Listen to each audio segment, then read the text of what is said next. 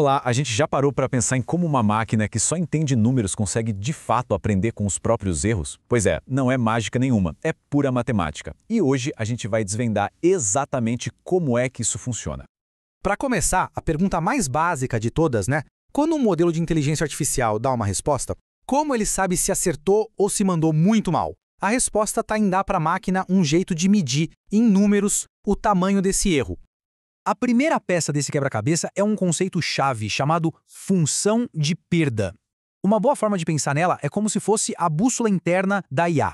Só que em vez de apontar para o norte, ela aponta para a direção do acerto, mostrando o quão longe o modelo ainda está do objetivo final. Então, o que é essa função de perda na real? Imagina um juiz numa competição de arco e flecha. A flecha é a previsão do modelo, e o alvo é a resposta certa. Quanto mais longe a flecha passa do alvo, maior a pontuação de penalidade. Se acertar na mosca, a penalidade é 0. É simples assim, uma medida numérica do quão errado o modelo foi. E isso já entrega qual é o objetivo de todo o processo de treinamento de uma IA. A meta é uma só: ir ajustando o modelo sem parar para que essa pontuação de penalidade seja a menor possível. Aprender para a máquina é basicamente um jogo de tentar zerar essa pontuação.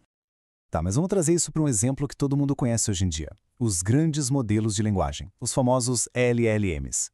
Como essa ideia de pontuação de erro funciona quando a tarefa é, gerar texto? No fundo, o que um LLM faz, palavra por palavra, é resolver um problema de classificação gigantesco. Para cada nova palavra que ele vai gerar, ele está, na verdade, respondendo a uma pergunta de múltipla escolha. De todas as palavras que eu conheço, qual é a mais provável de vir agora? E a escala dessa pergunta é absurda. Não estamos falando de 4 ou 5 opções. Um LLM comum tem que escolher a próxima palavra de um vocabulário com mais de 50 mil palavras, ou tokens, como são chamados.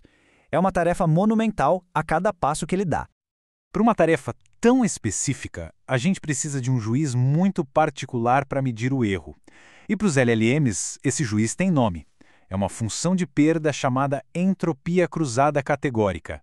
É ela que avalia o desempenho do modelo nessa missão de adivinhar a próxima palavra. E o mais legal da entropia cruzada é que ela vai além de um simples certo ou errado. Ela mede a distância, a diferença entre a distribuição de probabilidades que o modelo previu e a realidade, onde só uma palavra era 100% correta. Olha só como funciona na prática. De um lado, a gente tem a previsão do modelo, que distribui as apostas dele em várias palavras. Do outro, a verdade absoluta, onde só uma opção é 100% certa. A entropia cruzada calcula a penalidade com base na diferença entre essas duas coisas.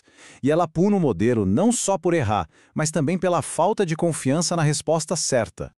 Tecnicamente, esse cálculo do erro acontece em 3 etapas. Primeiro, o modelo gera umas pontuações brutas, os chamados logits. Pensa nisso como a intuição inicial do modelo. Depois, uma função chamada softmax transforma essa intuição toda em probabilidades claras, que somam 100%. E aí sim, a entropia cruzada entra, compara essas probabilidades com a resposta certa e gera a pontuação de erro final. Ok, então o modelo agora tem um número que diz o quão errado ele foi.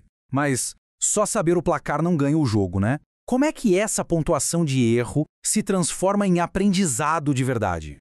Essa é a pergunta de $1 milhão. Ter um número é ótimo para avaliar, mas como é que isso guia o modelo para ele fazer melhor na próxima vez? Como esse número informa quais dos bilhões de parâmetros lá dentro precisam ser ajustados? A resposta está em outro conceito da matemática, o gradiente. Tenta pensar no gradiente como uma seta, bem simples. Essa seta aponta exatamente para a direção de mais erro. Se a gente seguir a direção do gradiente, a pontuação de penalidade sobe o mais rápido possível. E aí que vem o pulo do gato. Se o gradiente aponta para cima da montanha do erro, para aprender, o modelo só precisa fazer uma coisa: dar um passinho na direção oposta, para baixo. Esse processo, chamado de descida de gradiente, é a verdadeira essência de como uma máquina aprende. Agora, vamos juntar tudo isso num ciclo que não para, que é o verdadeiro motor do aprendizado da máquina. O ciclo de treino é constante. Primeiro, o modelo faz uma previsão. Na mesma hora, a função de perda calcula o erro.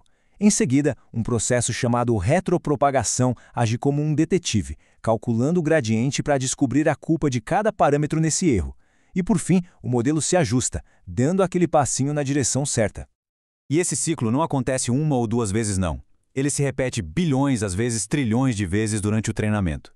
A cada repetição, o modelo faz um ajuste minúsculo, quase nada. Mas a soma de todas essas pequenas correções é o que cria a inteligência e a capacidade que a gente vê nos modelos de hoje. Então, o que a gente viu aqui? A gente viu que o aprendizado da IA não é um ato único, mas um sistema muito elegante. Começa com uma bússola, a função de perda, que aponta o erro.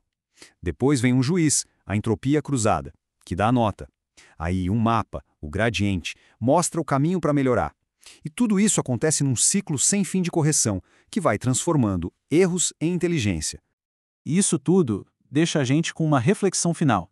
Se todo o aprendizado da IA é guiado pela medição de erros com base nos dados de treinamento, o que acontece quando esses próprios dados são imperfeitos, cheios de vieses ou simplesmente um reflexo de um mundo complexo como o nosso? O que a máquina aprende de verdade? Fica aí a pergunta.